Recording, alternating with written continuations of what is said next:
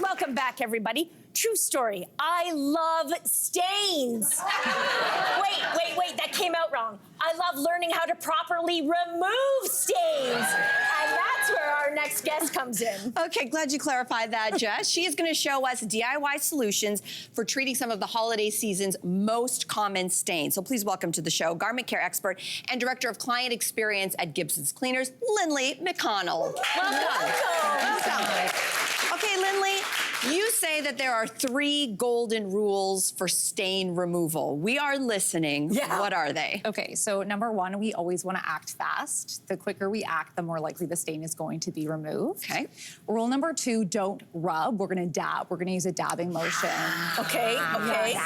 Because rubbing is just going to, deepen the stain into the fabric and maybe even cause some damage. Okay. And then rule number 3, we always want to start simple. So stain removal is a bit of science, but it's also trial and error. So start with your most simple solution first before moving to something more aggressive. Oh, I love that. 3 hot tips. Okay. Okay, let's get into our first stain, which is a major culprit, I feel, this time of year, which is red wine. First of all, why does it stain so badly? Yeah, it's actually probably even why I'm a Chardonnay drinker. Yeah. But the pigmentation in red wine is actually caused in the fermentation process. That's where we get the purplish and reddish dyes, and it can really wreak havoc on your clothing, so it's really important to act fast.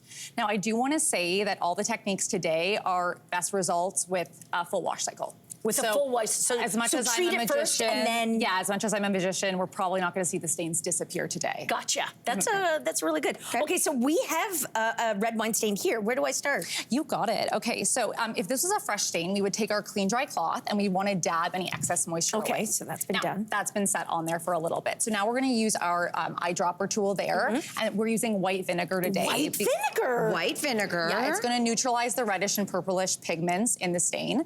I like vinegar because it's mild enough to remove the stain, but not aggressive enough to... You got it. Just kind of... Like, how much is she putting on? Like that? To soak the stained area, because we're going to probably put this in the washing machine anyway. I see. And then grab your clean, dry cloth, and then use that dabbing technique. That dab, dab, dab. Dab, dab, dab. Oh and then hopefully we'll see the stain start to lift, grow a little more faint. Okay. Wow, okay. Oh, it is, it's working. It is, and it's coming off on the cloth, too. Okay. Yeah, so it's also really important. We're gonna check the care label of that item before we put it in the washing machine. Our care label is the manufacturer directions on how to clean something. So it's not like red wine and soda water. Start with vinegar. Start with vinegar. You know what? Everyone has their own preferred method. I like vinegar, like I said, because it neutralizes the pigments first. Okay. But if you rely on your soda water at home, start simple. Okay, so can she do this on other surfaces? Like, let's say someone drops it on the carpet or the couch or something. Yeah. Great question, and I don't know if you'll like my answer. It really depends. So sometimes our furniture is that specialty fabric. You might have a leather couch at home or suede. I would always consult a Google first just to know the risks. Okay, cool. Okay, so holiday feasts can get messy. Yeah.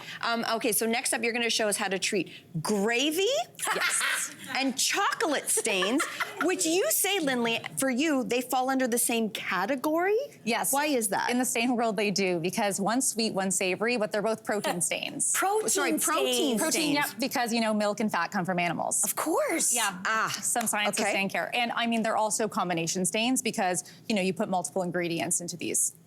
Okay, so what do we need? Yeah, absolutely. So we always want to start with a clean, dry cloth. We also have our dull knife, some at-home dish soap, and then we have a clean, dry toothbrush. Okay. So you're tackling the chocolate stain, I'm tackling the gravy stain. Oh, I love Sometimes this. these are a bit chunkier, so we really just want to gently scrape off any residue.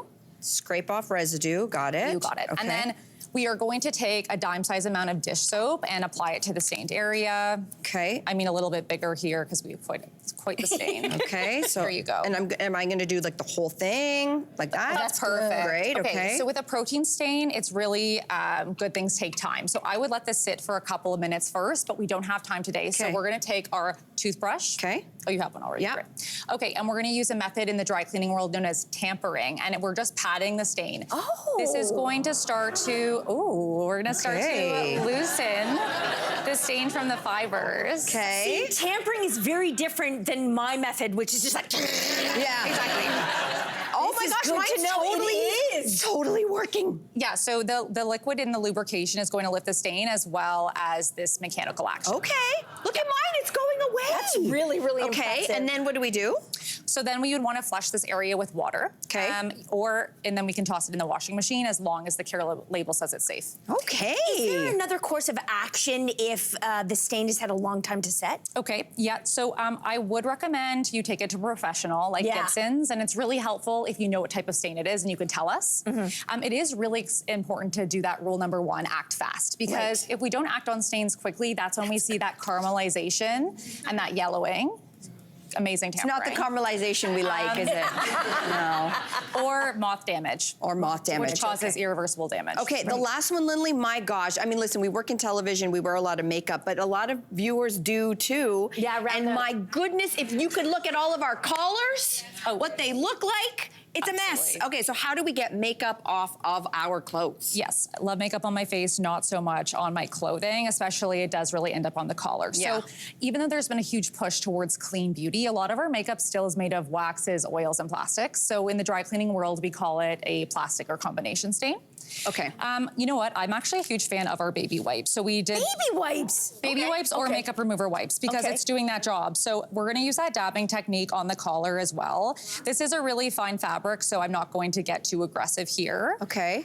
So that's one alternative. When we get to something more like a lipstick stain, that's when I like to use my stain stick. Okay. And I should say that a dry cleaning solution is excellent on makeup stains. It's designed to lift oil and grease. So if you have something covered in makeup, you can take it to a dry cleaner, but you still want to wear the outfit. Yeah. Right? Like that's the whole point. So I like to get my stain stick and I like to work it into the stain. So tempting to scribble all over it, but we really want to use that dabbing motion first. Ooh, that's a very red lipstick, Linley. Yeah, this was a very potent. Okay, really so you get that all in there, and then... And then I would still want to take my clean cloth and then dab up any excess and keep working it. Keep working it. Yeah. Wow. Yeah. So that one's gonna take some time. This one's definitely gonna take some time. That stain has a story. You know what I mean? How to get there. Linley, we're gonna keep working on this, but I'm already blown away, and we all need this right now. So such timely information. Thank you. Thank you so much for having me. Hey there, what did you think? Drop your comments below and join the conversation. And don't forget to like and subscribe so you can find more on everything from food and fashion to pop culture and current events. See you soon.